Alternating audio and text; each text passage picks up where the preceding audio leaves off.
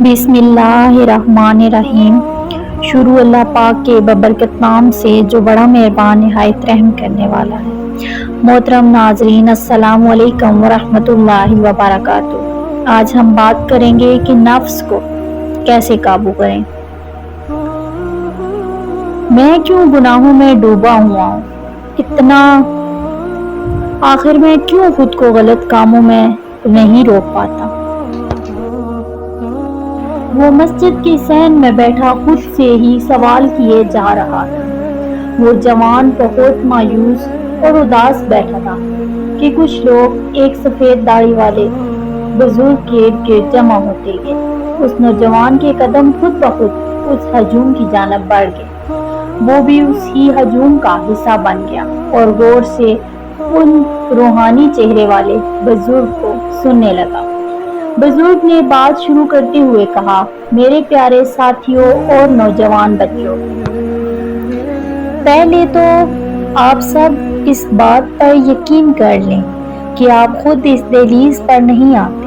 آپ کو چنا جاتا ہے تو قبول کیا جاتا ہے، تو ادھر آ کر بیٹھنے والا، بات کو سننے والا وہی پائے گا جس کی اسے طلب ہوگی۔ اب یہ یہاں آنے والوں کی طلب اور گمان پر منحصر ہے کہ وہ ادھر سے کیا لے کر جاتے ہیں۔ اگر کوئی اس لیے بیٹھا ہے کہ اسے ثواب اور اجر چاہیے تو یقین رکھیں اسے ملے گا۔ اگر کوئی اپنے کسی دنیاوی مقصد میں الجھ کر بیٹھا ہے تو وہ یقین کر لے کہ حل کروا کر ہی بھیجے گا۔ اور اگر کوئی صرف اس کی طلب میں آیا ہے، خود کو جاننے آیا ہے، تو وہ بھی یقین کر لے اگر اس کی طلب سچی ہوگی تو ملے گا، ضرور ملے گا۔ ہجوم میں سکوت سی کیفیت تھی کہ ہجوم میں ہی سے ایک نوجوان کہنے لگا، بابا جی، نفس کو کیسے قابو کیا جاتا ہے؟ بزرگ مسکرائے اور فرمانے لگے کہ میں آپ کو ایک کہانی سناتا ہوں۔ اب آپ لوگ سوچیں گے کہ ادھر ہم کہانی سننے تو نہیں بیٹھے نا، مگر اصل میں بات کو سمجھانے کے لیے مثالیں دی جاتی ہیں۔ امید ہے کہ آپ سمجھیں گے۔ ایک گاؤں میں ایک آدمی رہتا تھا۔ اسے گھوڑوں کا بہت شوق تھا۔ ایک دن اسے پتہ لگا کہ گاؤں کا ایک سردار گھوڑی بیچ رہا ہے۔ جب اس آدمی کو علم ہوا تو اس نے بغیر وقت ضائع کرے وہ گھوڑی اچھے داموں میں خرید لی، کیونکہ وہ بھی کسی اور جگہ کی تھی۔ تو اس آدمی نے اپنے پاس لا کر رکھی، اس لیے ایک استبل بنایا۔ اس میں اس کی ضرورت کی ہر چیز ہی رکھی تھی۔ سب انتظام ہو گئے تو سردار کے غلاموں نے گھوڑی کو استبل میں چھوڑ دیا۔ اب اس کے لیے نئی جگہ تھی، اس لیے بے چین تو ہونا تھا۔ وہ اس کے قابو میں نہیں تھی۔ اس کو کئی مشکلات کا سامنا کرنا پڑا، جیسے وہ اسے نچا کر رکھتی تھی، کبھی کدھر بھاگتی تھی، کبھی کدھر۔ ایک کھانا رکھا، تھوڑا سا منہ لگایا، سونگا، پسند نہیں آیا تو اسے دوسرا پیش کر دیتا تھا۔ پسند آیا تو کھایا بھی نہیں، تھوڑا سا کھایا، باقی پھینک دیا۔ اس کے آرام کی ہر چیز کرتا رہا، اس کو پیار محبت سے سمجھاتا رہا، مگر وہ گھوڑی تھی کہ قابو ہی نہیں آتی تھی۔ سب کچھ کر کے بھی وہ اسے قابو نہیں کر سکا۔ وہ ایک چیز لاتا پھر دوسری لے آتا، نہ وہ گھوڑی اس کے قابو آ رہی تھی، نہ وہ آدمی ہار مان رہا تھا۔ جب سب کرنے کے بعد تمام کوششوں سے تھک ہار کر اس نے کہا کہ اے مالک، یہ تیری مخلوق ہے، تیرے قابو آئے گی، تو ہی سنبھال اسے۔ وہ آدمی اب تھک کر ایک سائیڈ پر بیٹھ گیا۔ نہ اب وہ ویسی طاقت دکھاتا، نہ اسے قابو کرتا، نہ اس کے لیے ایک سے بڑھ کر ایک کھانے لا کر اس کے سامنے پیش کرتا، بس جو اس سے ہوتا کر لیتا۔ وہ اب خود کو اس کے لیے تھکانا نہیں چاہتا تھا۔ وہ گھوڑی ہر طرح سے کوشش کرتی کہ کسی طرح اس کا مالک اس سے تنگ ہو جائے، مگر وہ آدمی اب کوئی مداخلت نہیں کرتا، بس صبر سے اس کا سب نقصان برداشت کرتا اور اس کی ضرورت فراہم کر کے چلا جاتا۔ پھر جب اس گھوڑی نے دیکھا کہ اس کا مالک اب اس کے آگے بس وہی رکھتا ہے جتنا اسے کھانا ہے، نہ پیچھے بھاگتا ہے نہ مناتا ہے، اب تو سوار ہونے کی کوشش بھی نہیں کرتا، تو وہ گھوڑی خود بخود اس کے سامنے آ کر کھڑی ہو جاتی۔ وہ اپنا سر اس کے آگے جھکا دیتی کہ جیسے اشارے سے کہتی ہے کہ سوار ہو جاؤ، یہ تیری جگہ ہے اب۔ وہ آدمی یہ سب دیکھ کر بہت حیران ہوتا ہے۔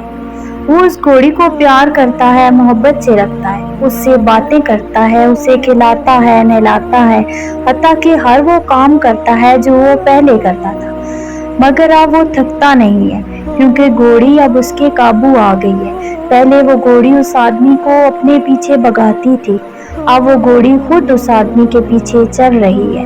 بزرگ تھوڑا ٹھہرے۔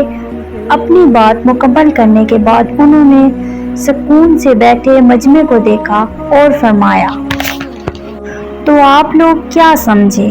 نفس وہ بے باک گھوڑی ہے جو حضرت انسان کو خواہشات کے پیچھے بھگا بھگا کر تھکا دیتی ہے۔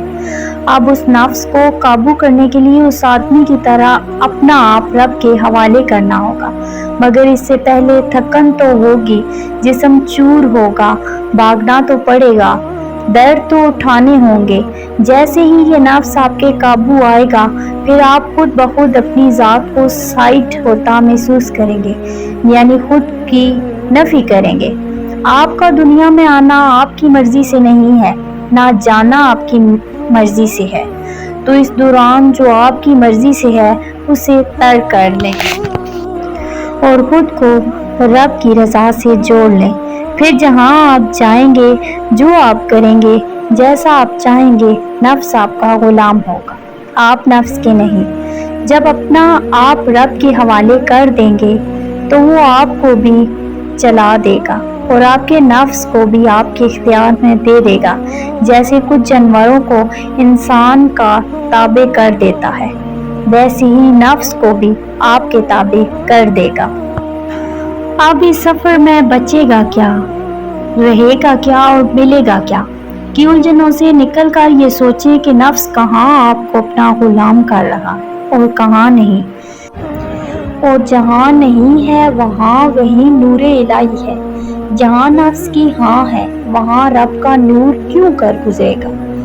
خود کو جان لیں، نفس کو جان لیں، رب خود ظاہر ہونے لگے گا۔ جس کے سامنے ظاہر ہو گیا اسے وہ خود چپ کر دیتا ہے۔